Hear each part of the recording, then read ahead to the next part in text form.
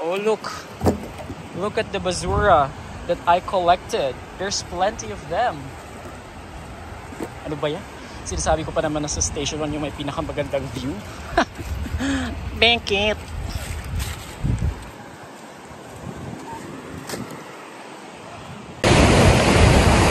Hi ka-islanders. I think we're lucky today. Look at this view. Wala masyadong hindi na masyadong malakas yung hangin. Look at the Boracay, the beach, the shore, the people. I am at Station 1 right now. So dito ako naligo na. So hindi ko na sa inyo napakita yung mga footages kung paano ako naligo. Basta nag-swim ako. Time check, it's 5:20 in the afternoon. And as you can see, wow, I love the view. Pa-sunset na. As you can, verify. May mga verify pa lang, ganyan. Kasi, hello? Yes, now. Ang gagawin ko is, ipapakita ko sa inyo yung water. Kasi yung water natin is, hindi siya malamig. So that's why, that's the reason why sobrang gustong-gusto kong maligo. It's because warm yung ating water. Gusto ko talaga yung yung ambience na yon, yung vibe na yon, yung weather na yon. Hindi mainit, hindi malamig. I so love it kapag habagat season talaga. O mga makikita lang kayong mga minor na mga anik-anik, but that's tolerable naman, guys. O, diba? So, ang sarap makipaglaro sa alon. Kakatapos ko lang kasi mag-gym. So, sabi ko, why not go to the beach, diba? Para at least after ng gym, may bola ako. May mga nagpo-football doon, guys. So, habang ako ay naglalakad, guys, dito sa Station 1, I'm just a bit sad. Because, sinasabi ko sa inyo na, Boracay is one of the most beach in the world, that's true. But hindi talaga natin maiiwasan na kahit saan ka magpunta, kahit gaano pa kaganda, meron pa rin mga plastic bottles na nagkalat, na hindi pa nakukuha.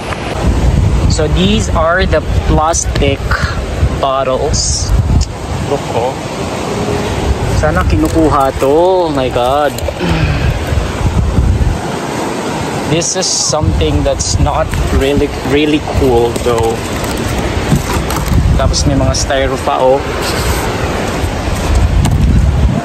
I am not happy why people are not disciplined. Look, here pa. Sana nililinis to, no? Bakit may mga basura?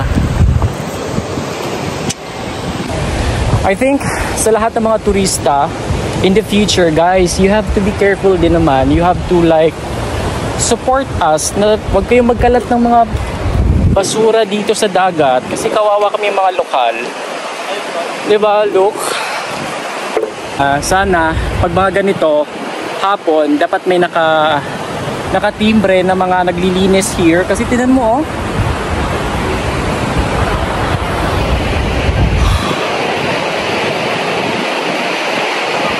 madami pa doon, guys, ang dami pa doon, kung lalakarin natin doon pa sa pinakadulo, nagkalat yung mga plastic bottles. Sana may ma-deploy dito na mga naglilinis ng mga bottles, ng mga basura. Kasi tingnan nyo naman, nakakaya sa mga bisita na pumupunta dito sa Boracay. Look. Here, This is not so cool. I mean, kahit man lang hapon, grabe. Pulot basura tayo ngayon. So for today's vlog, it's basura pulot. Pulot basura tayo for today. So ayan po mga ka-islanders, sa mga turista natin in the future na bibisita dito or nandito na, guys. You have to take care of our beach. You have to take care of our environment. Diba?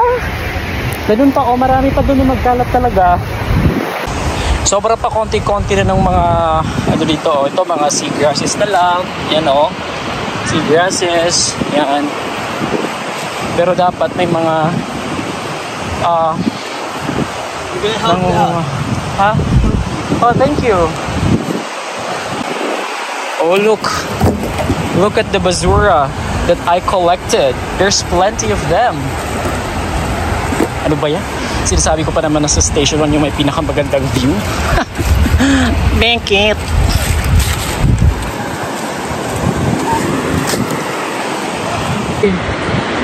Dami pang basura, oh. So guys, kailangan natin supportahan yung ating beach. Gusto niyo bang maulit yung nangyari before? Sa ating mga turista naman, please. Lots of plastics. My God. Diba? Paano natin to yan, ano? Ano pa to? May mga, ano to? Happy ESL Shipyard. Ano ba to? Mga nagkalat. Ito, oh. Here, oh. Nakakaloka. Look at these plastics. Tapos may mga turista na naglalakad o makikita nila, sasabihin nila, oh my gosh, ano ba to? Ba't ang daming basura? Ba't walang namumulot? Oo. So I want to help the environment. I want to help Boracay for this. Tignan niyo, oh, ang dami na, oh. So ayaw ko talaga ng may kalat because, you know, as a tour guide, as a brand ambassador of this island, I just want to make sure that everything is organized, everything is okay, na walang chismis. I know that nobody's perfect, but at least, diba? Oh. So instead na mag-vlog ako ngayon about Boracay, ito, basura na lang muna yung i-vlog natin. Yan, ano, oh.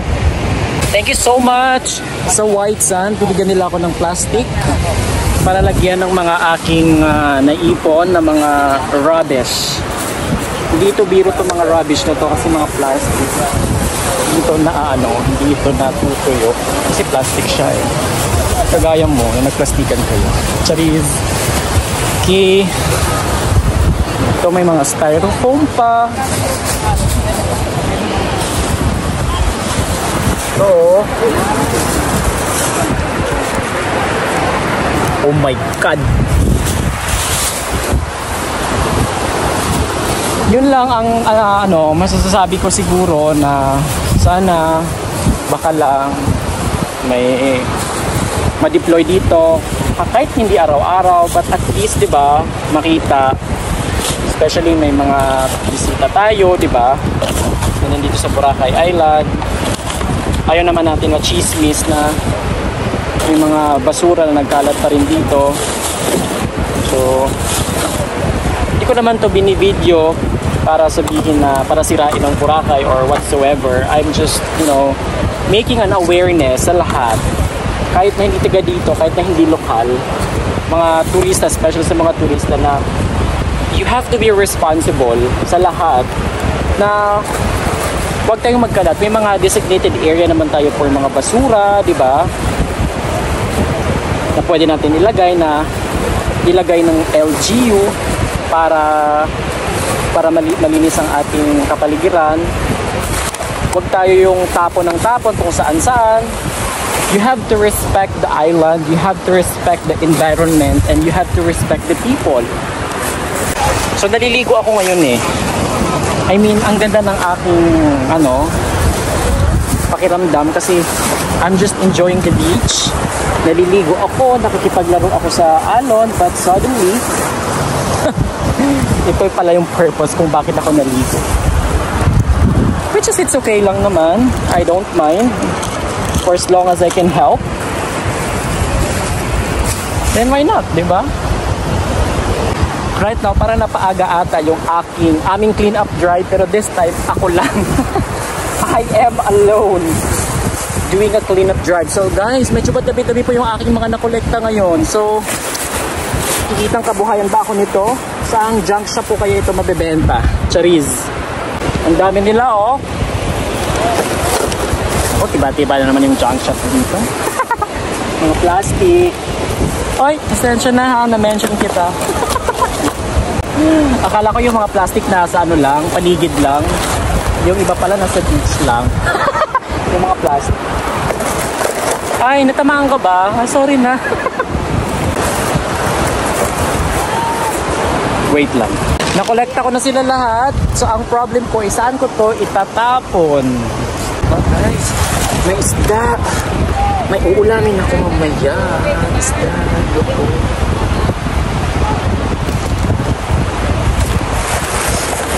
Bahok na siya. Hindi na siya pwede kanon kay bahok na. Ay, nakapay mga plastic bottle dito, oh. Sa lagi, plastic bottle. Mga collectible items for today. We are going to collect some items na pwede natin papakinabangan. Charing. Guys, oh, Pampers is real. May pa-Pampers pa, oh. Ano to? Lamp yan. Ito talaga mga tao. Oh, nako. Ewan ko sa inyo, mga nilalang kayo sa mundong ito. Bakit?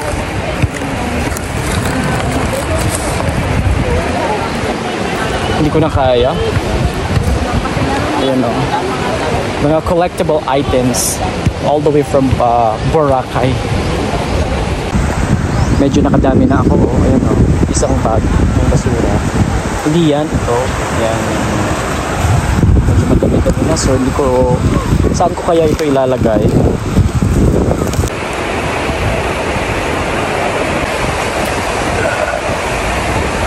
Yung mga basura na nakolekta ko earlier, actually kanina ko pa lang sila nakita or kanina ko lang sila nakita. Tapos habang ako'y naliligo, parang hindi ko ma-attempt at hindi ko na-enjoy yung aking paliligo sa beach. Kasi nakikita ko yung mga bottles na nagkalat sa beach. So, I decided to get up and kunin sila lahat. Hindi ko to binidyo dahil gusto ko bigyan ng negative impact ang Boracay Island. Binidyo ko siya just to give an awareness sa ating lahat na take care of our mother nature, no? Diba? May pagano'n ba ako? Take care of this beautiful island, diba? Ayan, oh. At kung makikita nyo naman guys, look, oh.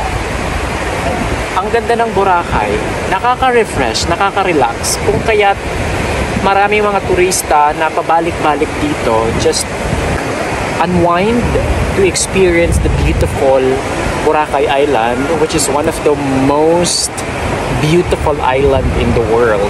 So, siguro panawagan ko lang din dito, sana may mga naka-deploy dito, kung hindi man araw-araw, at least may makakakita na may mga basura so dapat tulutin natin, di ba?